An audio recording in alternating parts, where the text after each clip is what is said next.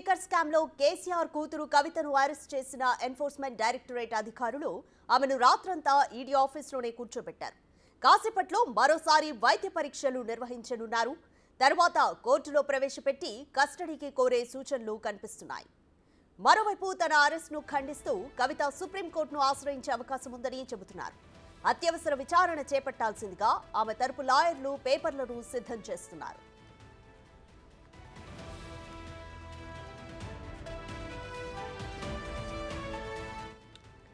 Money laundering కేసులో BRS MLC కవితను నిన్న అరెస్ట్ చేసిన ఈడీ అధికారులు రాత్రి ఢిల్లీకి తరలించారు. ఇందిరాగాంధీ ఇంటర్నేషనల్ ఎయిర్పోర్ట్ నుంచి అధికారులు ఆమెను ఈడీ ఆఫీస్కు తరలించారు. అరెస్టు తర్వాత కారులో శంషాబాద్ ఎయిర్పోర్ట్ కు తీసుకెళ్లారు. అక్కడి నుంచి విమానంలో ఢిల్లీకి తరలించిన ఈడీ అధికారులు భారీ పోలీసు బందోబస్తు మధ్య కవితను ఈడీ కార్యాలయానికి తరలించారు. రాత్రంతా కవిత ఈడీ కార్యాలయంలోనే ఉన్నారు.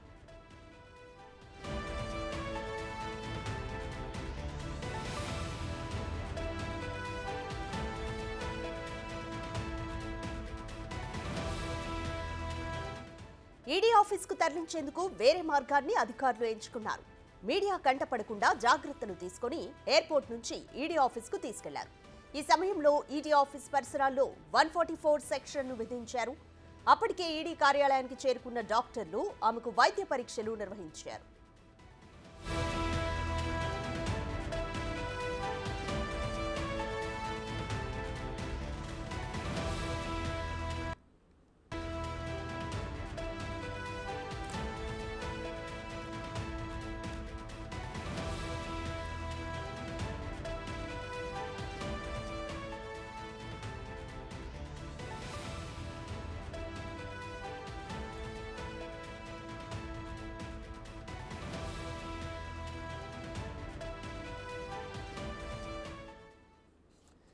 ఢిల్లీ నుంచి మా ప్రతినిధి శివ మోర్ డీటెయిల్స్ అందిస్తారు ఇదే విషయంపై. శివ, కవితకు రెండోసారి వైద్య పరీక్షలు ఎప్పటికి పూర్తయ్యే అవకాశం కనిపిస్తుంది? అలాగే ఎప్పుడు రౌజ్ అవెన్యూ కోర్టులో హాజరుపరచనున్నారు? రాధిక, నిన్న హైదరాబాద్లో ఈడీ అధికారులు కవితను అరెస్ట్ చేశారు. అరెస్ట్ చేసిన తర్వాత రాత్రి 8:55 విస్తార ఫ్లైట్లో హైదరాబాద్ నుంచి ఢిల్లీ బయలుదేరారు. ఢిల్లీ వచ్చేటప్పటికి 12:15 ఈడీ కార్యాలయానికి చేరుకున్నారు. చేరుకునే ముందే కవిత వచ్చే ముందే ఈడీ కార్యాలయానికి వైద్యులు చేరుకున్నారు. వైద్యులు చేరుకున్న తర్వాత కవిత వచ్చిన తర్వాత వైద్య పరీక్షలు రాత్రి కంప్లీట్ చేసిన తర్వాత ఈరోజు ఉదయం కూడా మరోసారి వైద్య పరీక్షలు చేయించే అవకాశం కనిపిస్తుంది. అంటే హైదరాబాద్ నుంచి ఇక్కడికి తరలించిన తర్వాత ఆరోగ్య పరిస్థితి ఏ విధంగా ఉందనే దానిపై కూడా రాత్రి ఈడీ కార్యాలయంలోని వైద్య పరీక్షలు నిర్వహించారు. మళ్ళీ ఇప్పుడు 9 గంటల తర్వాత సమీపంలో ఉన్న ఆర్ఎంఎల్ హాస్పిటల్కి తీసుకెళ్లే అవకాశం కనిపిస్తోంది. అక్కడ కూడా వైద్య పరీక్షలు చేసిన తర్వాత 10:30 తర్వాత రౌజ్ అవెన్యూ ప్రత్యేక కోర్టులో కవితను ఎంకే నాగపాల్ ముందు హాజరుపరచనున్నారు. ఇక మొదటి నుంచి కూడా ఢిల్లీ లిక్కర్ స్కామ్ కేసులో ఆరోపణలు ఎదుర్కొంటున్న నేపథ్యంలోనే కవితపై వచ్చిన ఆరోపణల నేపథ్యంలో మొదట 2022 డిసెంబర్ 11 కవితను సిబిఐ విచారించింది. తర్వాత ఎగ్జాక్ట్ 3 నెలల తర్వాత మార్చిలో ఈడీ అధికారులు నోటీసులు జారీ చేశారు. నోటీసులు జారీ చేసిన తర్వాత 3 రోజుల పాటు వరుసగా సుదీర్ఘంగా 30 గంటల పాటు కవితను విచారించారు. విచారించిన తర్వాత అవసరమైతే మళ్లీ పిలుస్తామంటూ కూడా కవితకు తెలిపారు. తర్వాత ఏదైతే కవిత విచారణ సందర్భంలో 3వ రోజు ఏదైతే ఫోన్లు సబ్మిట్ చేశారో ఆధారాలు ధ్వంసం చేశారంటూ కూడా తెలిపిన నేపథ్యంలో ఎటువంటి ఆధారాలు ధ్వంసం చేయలేదు, ఫోన్లు నేను ఎవరికి ఇవ్వలేదు, నా దగ్గర ఉన్నాయంటూ కూడా తన దగ్గర ఉన్న 10 ఫోన్లను కవిత ఈడీ అధికారులకు సమర్పించారు. డేటా రికవరీ సమయంలో కవితను డేటా రికవరీ చేస్తాం, రావాలి, ఎవరొకరిని పంపించాలని కోరిన నేపథ్యంలో కవిత వ్యక్తిగత లాయర్ సోమ భరత్ను పంపించారు. ఆ సందర్భంలో డేటా రికవరీ చేశారు. డేటా రికవరీ చేసిన తర్వాత ఫోన్ల ద్వారా సేకరించిన డేటాలో కొన్ని ఆధారాలు దొరికాయి కాబట్టి విచారణకు రావాలంటూ కూడా మరొకసారి నోటీసులు జారీ చేసిన నేపథ్యంలో మొదట ఎప్పుడైతే కవితకు మార్చిలో నోటీసులు జారీ చేశారో ఈడీ అధికారులు, ఆ సందర్భంలో మహిళలను దర్యాప్తు సంస్థల కార్యాలయానికి కాకుండా వారి ఇంటికి వచ్చి విచారించే విధంగా కూడా ఆదేశాలు ఇవ్వాలని సుప్రీంకోర్టును ఆశ్రయించిన నేపథ్యంలో మరోవైపు అప్పటి వరకు సుప్రీంకోర్టులో కేసు విచారణ ఉన్న నేపథ్యంలో అప్పటి వరకు కూడా ఈడీ అధికారులు ఎటువంటి ముందస్తు చర్యలు అంటే ఈవెన్ అరెస్ట్ కూడా చేయకుండా ఉండే విధంగా ఆదేశాలు ఇవ్వాలంటూ కోరిన నేపథ్యంలో ఈడీ అధికారులకు ఆదేశాలు జారీ చేశారు. దానిలోకి అనుగుణంగానే ఈడీ అధికారులు కవితను అరెస్ట్ చేయడం కానీ విచారణ కానీ పిలవలేదు. తర్వాత మళ్ళా కొంత ఆధారాలు సేకరించిన నేపథ్యంలో ఈడీ అధికారులు కవితను విచారణకు పిలిచిన నేపథ్యంలో ఆల్రెడీ నేను పిటిషన్ దాఖలు చేశాను కాబట్టి సుప్రీంకోర్టులో విచారణ దశలో ఉంది కాబట్టి అక్కడ సుప్రీంకోర్టులో విచారణ ముగిసిన తర్వాత సుప్రీంకోర్టు ఏదైతే ఆదేశాలు ఇస్తుందో ఆదేశానుసారం నేను నడుచుకుంటాను, అప్పటి వరకు నేను విచారణకు హాజరు కాలేనంటూ కూడా కవిత 2 సార్లు ఈడీ విచారణకు గైర్హాజరైంది. తర్వాత కవిత వ్యక్తిగత సహాయకుడు ఎవరైతే ఉన్నారో కవిత ఎంపీగా ఉన్న సందర్భంలో ఢిల్లీలో పిఏగా వ్యవహరించిన అశోక్ కుమార్ కౌశిక్ సిబిఐకి ఇచ్చిన వాంగ్మూలం ఆధారంగా అంటే అప్రూవర్గా మారుతూ 164 కింద స్టేట్మెంట్ ఇస్తూ ఎంకే నాగ్పాల్ ముందు అప్రూవర్గా మారిన సందర్భంలో లిఖితపూర్వకంగా ఒక లెటర్ రాసి నాకు కవితకు ఎటువంటి సంబంధం లేదు, గతంలో నాకు రావాల్సిన బకాయిల కోసం నేను హైదరాబాద్ వెళ్ళిన సందర్భంలో అభిషేక్ బోయిన్పల్లి పరిచయం అయ్యారు, దాని ద్వారా ఈ ఢిల్లీ లిక్కర్ స్కామ్కి సంబంధించి సంబంధాలు పెరిగాయి, దానికి సంబంధించి ఏదైతే ముడుపులు చేతులు మారాయని తెలిపారో దాంట్లో కూడా నా భాగస్వామ్యం కూడా ఉంది, అక్కడ కవిత అభిషేక్ బోయిన్పల్లి అరుణ్ రామచంద్రపల్లి చెప్పడం బట్టే నేను చేశానంటూ కూడా లిఖితపూర్వకంగా కూడా ఎంకే నాగ్పాల్ ముందు ఒక రిటర్న్ లెటర్ ఇచ్చారు, మరోవైపు వాంగ్మూలం రికార్డ్ కూడా చేశారు. రికార్డ్ చేసిన తర్వాత సిబిఐ అధికారులు 41A కింద నోటీసులు ఇచ్చి కవితకు నిందితురాలుగా చేర్చారు. అప్పటి వరకు కూడా ఇటు ఈడీ మరోవైపు సిబిఐ కేసులో కూడా ఒక సాక్షిగా మాత్రమే పరిగణించారు కవితను. కానీ అశోక్ కుమార్ కౌశిక్ ఇచ్చిన వాంగ్మూలం ఆధారంగా సిబిఐ 41A కింద నోటీసులు జారీ చేస్తూ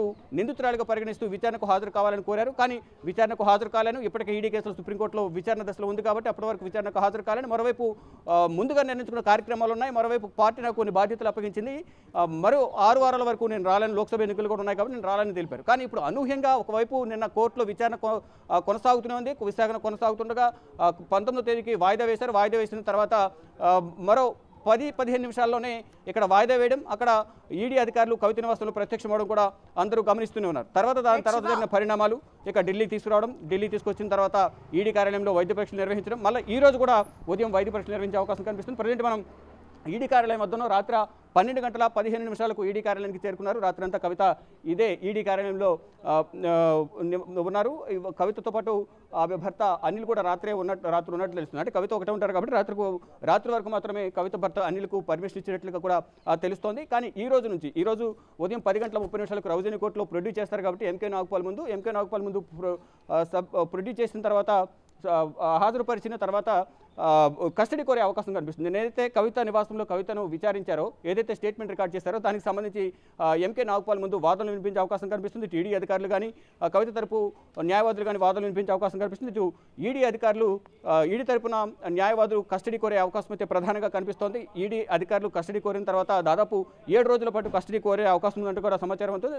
ఇటు న్యాయమూర్తి మాత్రం 5 లేదా 3 రోజులు కస్టడీ ఇచ్చే అవకాశాలు గతంలో కూడా ఇదే విధంగా కస్టడీ కోరిన నేపథ్యంలో 5 రోజులు లేదా 3 రోజులు కస్టడీ ఇచ్చిన దాఖలాలు ఉన్నాయి. ఇప్పుడు కూడా అదేవిధంగా పరిణామాలు చోటు చేసుకునే అవకాశం కనిపిస్తుంది. ఈ కస్టడీ ముగిసిన తర్వాత ఈ 5 రోజుల కస్టడీ ఏదైతే కస్టడీ ఇస్తారో, ఈ 5 రోజుల కస్టడీలో కూడా మనం ఏదైతే ఇప్పుడు మనం చూస్తున్నాం, మనం వెనుకుందో ఇదే కార్యాలయంలో కవిత ఈ 5 రోజులు లేదా 3 రోజులు అనేది ఇక్కడే ఉండబోతున్నారు. నైట్ కూడా ఇక్కడే స్టే చేస్తారు. ఈ 5 రోజులు లేదా 3 రోజులు ఇక్కడే ఉండి ఇక్కడ ఈడీ విచారణ ఎదుర్కోవాల్సి ఉంటుంది. ఉదయం 9 గంటల తర్వాత రెగ్యులర్గా వైద్య పరీక్షలకు తీసుకువెళ్తారు. మళ్ళీ సాయంత్రం ఈ కస్టడీలో ఉన్న రోజులు కూడా సాయంత్రం 5 గంటలకు కుటుంబ సభ్యులను కలిసి మాట్లాడేందుకు కూడా పర్మిషన్ ఇస్తారు. సాయంత్రం 5 గంటల నుంచి 6 గంటల వరకు, అంటే సుమారు 1 గంట సేపు మాత్రమే వారికి మాట్లాడే అవకాశం ఇస్తారు. ఈ ముందుగానే ఎవరెవరు కలుస్తారు అనేది ముందుగానే వారికి సమాచారం ఇవ్వాల్సి ఉంటుంది. ఏమైనా మెడికల్ సంబంధించి, అంటే ఈ రోజు జరిగే వాదనలో ఏమైనా హెల్త్ ప్రాబ్లమ్స్ ఉంటే దానికి సంబంధించిన మెడికల్ ట్రీట్మెంట్ సంబంధించి మెడికల్ టాబ్లెట్స్ ఇవ్వాల్సి ఉంటుంది. దానికి సంబంధించి మరోవైపు చదువుకోవడానికి బుక్స్ కానీ పేపర్స్ కానీ ఇవన్నీ కూడా ఈ రోజు జరిగే వాదనలో కవిత తరపు వాదనలు వినిపించే న్యాయవాదులు అడిగే అవకాశం కనిపిస్తుంది. అంటే వారికి ఏమేమి ఫెసిలిటీస్ కావాలనేది తమ వాదనలో కోరే అవకాశం కనిపిస్తుంది. అంటే అవకాశం ఉన్నంత వరకు మాత్రం అన్ని ఏర్పాట్లు చేసే ఛాన్సెస్ అయితే ఉంటాయి. ఈ ఈడీ విచారణ ముగిసిన తర్వాత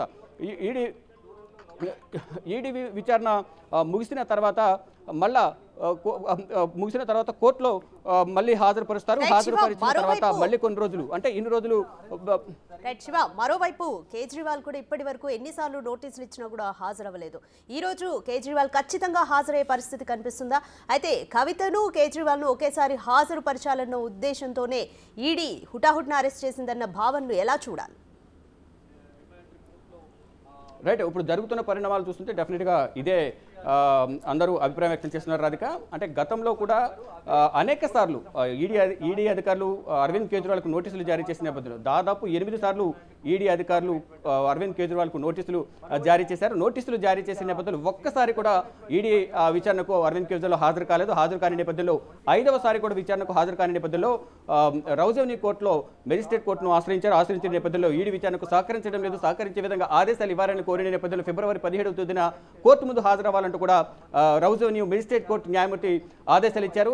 కానీ ఆ రోజు వ్యక్తిగతంగా హాజరు కావాలని ఉన్నా నేను హాజరు కాలేకపోతున్నాను, ముందస్తుగా నిర్ణయించుకున్న కార్యక్రమాలు, బడ్జెట్ సమావేశాలు, మరోవైపు అవిశ్వాస తీర్మానంపై చర్చ ఉన్న నేపథ్యంలో నేను హాజరు కాలేనంటూ కూడా అటు కోర్టులో న్యాయమూర్తి ముందు వీడియో కాన్ఫరెన్స్ ద్వారా హాజరయ్యారు. హాజరైన తర్వాత ఫిబ్రవరి 16 వరకు ఈ కేసును వాయిదా వేయాలి, అప్పుడు నేను అటెండ్ అవుతానని తెలిపారు. ఇక మార్చి 16కి వాయిదా వేస్తారు, మార్చి 16న అటెండ్ అవుతానని తెలిపారు. కానీ మళ్ళీ ఈడీ అధికారి మళ్ళీ నోటీసులు జారీ చేశారు మరొకసారి. అలా 8 సార్లు నోటీసులు జారీ చేసిన నేపథ్యంలో ఈ 8 సార్లు కూడా అరవింద్ కేజ్రీవాల్ విచారణకు హాజరు కాలేదు. మళ్ళా నిన్న ఏదైతే మెజిస్ట్రేట్ కోర్టు 16వ తేదీన విచారణకు హాజరు కావాలని అరవింద్ కేజ్రీవాల్కు నోటీసులు జారీ చేసిందో దాన్ని సవాల్ చేస్తూ సెషన్స్ కోర్టుకు వెళ్లారు. అంటే ఏదైతే ఆదేశాలు ఇచ్చారో ఆ ఆదేశాల నుంచి నాకు వెసులుబాటు కల్పించాలి, ఉపశమనం కల్పించాలి, విచారణకు హాజరు కాకుండా అనేది ప్రధానంగా అరవింద్ కేజ్రీవాల్ పిటిషన్ దాఖలు చేశారు. కానీ ఇటు మెజిస్ట్రేట్ కోర్టు ఇచ్చిన ఆదేశాలనే సమర్థిస్తూ సెషన్స్ కోర్టు ఈ పిటిషన్ కొట్టివేసింది. ఈ రోజు డెఫినెట్గా అరవింద్ కేజ్రీవాల్ రెవెన్యూ కోర్టుకు హాజరు కావాల్సి ఉంటుంది మెజిస్ట్రేట్ కోర్టు న్యాయమూర్తి ముందు.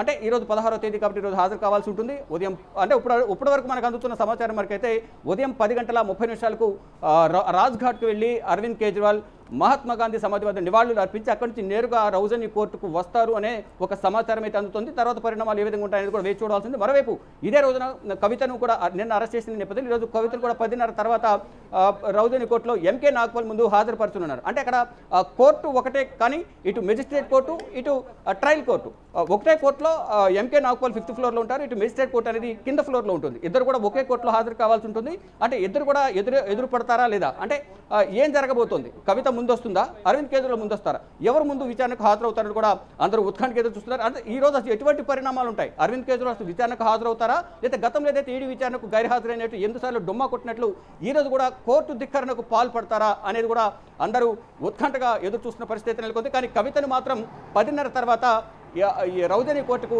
తీసుకువెళ్ళబోతున్నారు. తీసుకువెళ్ళి కస్టడీ కోరే అవకాశం కనిపిస్తుంది. ఈ కస్టడీలో అనేక విషయాలు రాబట్టాల్సి ఉంటుందంటూ కూడా ఈడీ అధికారులు తెలుపుతున్నారు. ఇప్పటివరకు తమకు అందిన సమాచారం మేరకు, తమకు ఏదైతే ఛార్జ్షీట్లో దాఖలు చేశారో ఛార్జ్షీట్లో వచ్చిన సమాచారం మేరకు మాత్రమే కవితను అరెస్ట్ చేశామనేది ఈడీ అధికారులు చెప్తున్నారు. కానీ ఒకవైపు కేసు పెండింగ్లో ఉంది, విచారణ జరుగుతుంది. విచారణ దశలో ఉండగా ఏ విధంగా అరెస్టు చేస్తారనేది కవిత తరపు సుప్రీంకోర్టులో వాదనలు వినిపిస్తున్న మోహిత్ రావు అయితే నిన్న మీడియాతో మాట్లాడారు. మరోవైపు ఇటు నిన్న రాత్రి బిగ్ టీవీతో మాట్లాడుతూ కూడా ఇది చట్ట విరుద్ధం, మేము న్యాయపరంగానే న్యాయస్థానాలు చేర్చుకుంటాం, సుప్రీంకోర్టును ఆశ్రయిస్తామంటున్నారు. అంటే ఈరోజు అత్యవసరంగా పిటిషన్ దాఖలు చేసే అవకాశం కనిపిస్తుంది. అత్యవసరంగా పిటిషన్ దాఖలు చేసిన నేపథ్యంలో సోమవారం ఇది విచారణకు వచ్చే అవకాశం అయితే కనిపిస్తుంది. మళ్ళీ 19వ తేదీన రెగ్యులర్గా ఏదైతే కేసు పెండింగ్ విచారణ వాయిదా పడిందో దానిపై కూడా విచారణ ఉండబోతుంది. అంటే ఇటు బెయిల్కి సంబంధించి కూడా అంటే మాకు అనేక ఆప్షన్స్ ఉన్నాయి న్యాయపరంగా ఎదుర్కోవడానికి, మాకే న్యాయం జరుగుతుంది, మా పక్షాన న్యాయం ఉందనేది ప్రధానంగా కవిత తరపున న్యాయవాదులు బీఆర్ఎస్ నేతలందరూ కూడా ఆశాభావం వ్యక్తం చేస్తున్నారు. కానీ ఇటు ఈడీ అధికారులు కూడా అదే ధీమా వ్యక్తం చేస్తున్నారు. మా దగ్గర అనేక ఆధారాలు ఉన్నాయి, కవిత అవినీతికి పాల్పడ్డారు, మనీ లాండరింగ్కి పాల్పడ్డారు, అవకతవకలకు పాల్పడ్డారు అనేది ప్రధానంగా మా దగ్గర అనేక ఆధారాలు ఉన్నాయనేది ఇటు ఈడీ అధికారులు తెలుపుతున్నారు. అసలు మొదట అభిషేక్ బోయిన్పల్లి అలాగే ఇతర వ్యాపార భాగస్వాములు అరుణ్ రామచంద్రపల్లి ఇచ్చిన సాక్ష్యాల ఆధారంగానే కవితను గతంలో ఛార్జ్షీట్లో ఆవిడ పేరు ప్రస్తావించడం కానీ నోటీసులు జారీ చేసి విచారించడం కానీ ఇదంతా చేస్తూ వచ్చారు. ఇక ఫైనల్గా అమిత్ అరోరాను అరెస్ట్ చేసిన సందర్భంలో అమిత్ అరోరాను అరెస్ట్ చేసిన తర్వాత ఛార్జ్షీట్లో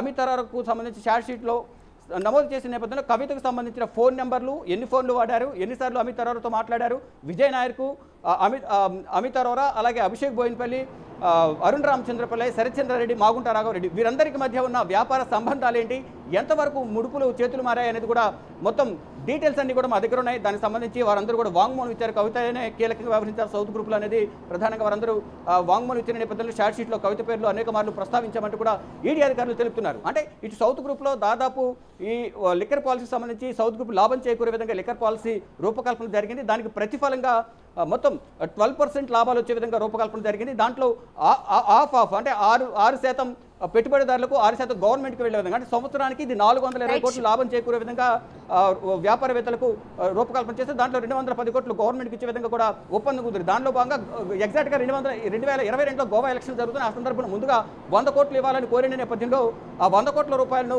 సౌత్ గ్రూప్ గురించి కవిత, మాగుంట రాఘవరెడ్డి, శరత్చంద్రారెడ్డి, అభిషేక్ బోయిన్పల్లి, అరుణ్ రామచంద్రపల్లి వీర చేతుల మీదుగా ఇటు ఆమ్ ఆద్మీ పార్టీలో అరవింద్ కేజ్రీవాల్ గవర్నమెంట్లో మీడియా కోఆర్డినేటర్ ఉన్న విజయ్ నాయర్కు 100 కోట్లు ఇచ్చారు. ఆ 100 కోట్లను ఇక్కడ గోవా ఎలక్షన్లో వినియోగించారు. దానికి సంబంధించిన ఆధారాలను కూడా మా దగ్గర ఉన్నాయి. అందువల్ల కవితను అరెస్ట్ చేశామనేది ప్రధానంగా ఈడీ అధికారులు తెలుపుతున్నారు. ఇక మరి కాసేపులోనే మరొకసారి కవితకు వైద్య పరీక్షలు నిర్వహించిన తర్వాత 10:30 తర్వాత రెవెన్యూ కోర్టులో హాజరుపరుస్తున్నారు. రాధిక. Thank you Shiva.